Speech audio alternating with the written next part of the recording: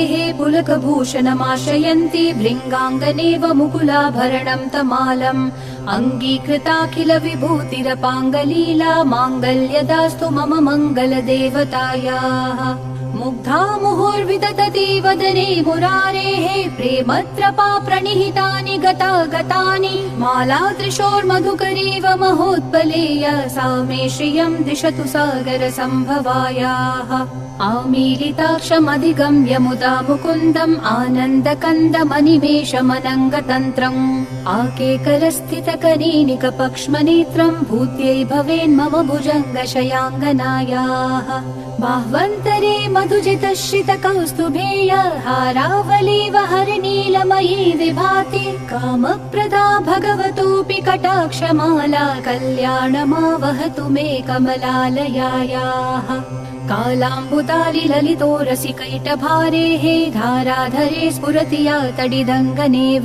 मातुः समस्त जगतां महनीयमूर्तिः भद्राणि मे दिशतु भार्गवनन्दनायाः प्राप्तं पदं प्रथमतः खलु यत्प्रभावात् माङ्गल्यभाजि मधुमाथिनि मन्मथेन मय्यापते तदिह मन्थरमीक्षणार्थं मन्दालसं च मकरालय कन्यकायाः विश्वामरेन्द्रपद विभ्रमदानदक्षम् आनन्दहेतुरतिकं मुरविद्विषोऽपि ईशन्निषीदतु मयि क्षणमीक्षणार्थम् इन्दीवरोदर सहोदरमिन्दिरायाः इष्टाविशिष्टमतयोऽपि ययात्रयार्त्रदृष्ट्या त्रिविष्टपपदं सुलभं लभन्ते दृष्टिप्रहृष्टकमलोदर दीप्तिरिष्टां पुष्टिं कृशिष्ट मम पुष्करविष्टरायाः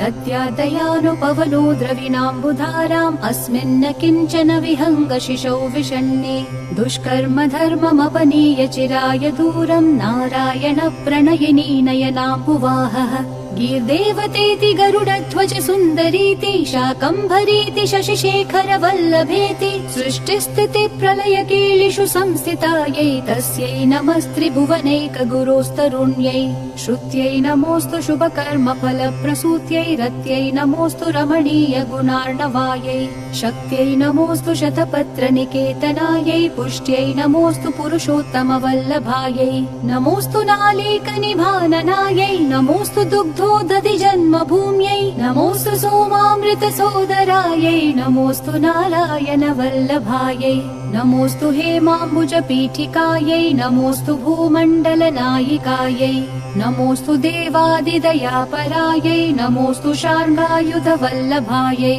नमोऽस्तु देव्यै भृगुनन्दनायै नमोऽस्तु विष्णोरुरसि स्थितायै नमोऽस्तु लक्ष्म्यै कमलालयायै नमोऽस्तु दामोदर वल्लभायै नमोऽस्तु कान्त्यै कमलेक्षणायै नमोऽस्तु भूत्यै भुवनप्रसूत्यै नमोऽस्तु देवादिभिरर्चितायै नमोऽस्तु नन्दात्मज वल्लभायै सम्पत्कराणि सकलेन्द्रियनन्दनानि साम्राज्यदान विभवानि सरोरुहाक्षि त्वद्वन्दनानि दुरितोद्धरनोद्यतानि मामेव मातरनिशं कलयन्तु मान्ये यत्कटाक्ष समुपासना विधिः सेवकस्य सकलार्थसम्पदः